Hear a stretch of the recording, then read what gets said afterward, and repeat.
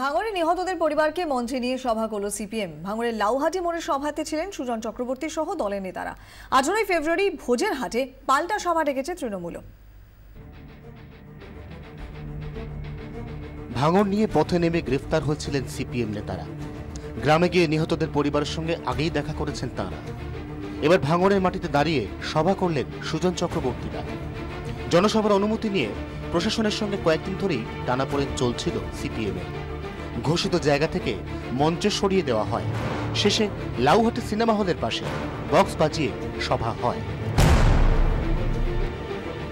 ভাঙড়ের সিপিএম দলের নেতা কর্মীরা ছাড়াও সভায় ছিলেন গ্রামবাসীরা, ছিলেন নিহত মফিজুলের বাবা।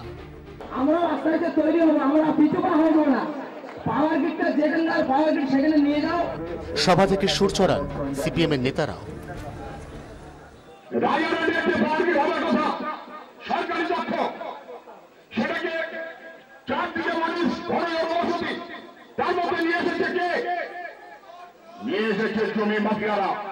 ভারতবর্ষে এই আন্দোলনের বাণী আমরা ছড়িয়ে দেবো, কারণ যে সুলিঙ্গ আজকে জ্বলে উঠেছে সেই সুলিঙ্গ গোটা দেশে আগুন জ্বালাবে। নিহতদের পরিবারকে 1.5 লক্ষ টাকা করে আর্থিক সাহায্য করেছে সিপিএম। ভাঙড়ের উন্নয়নের লক্ষ্যে পাল্টা সভা করছে তৃণমূলও। 18 তারিখ ভোজের হাটে সভা ডেকেছে তৃণমূল যুব কংগ্রেস। উপস্থিত থাকবেন শোভন চট্টোপাধ্যায়, সুব্রত মুখোপাধ্যায় সহ দলের নেতারা।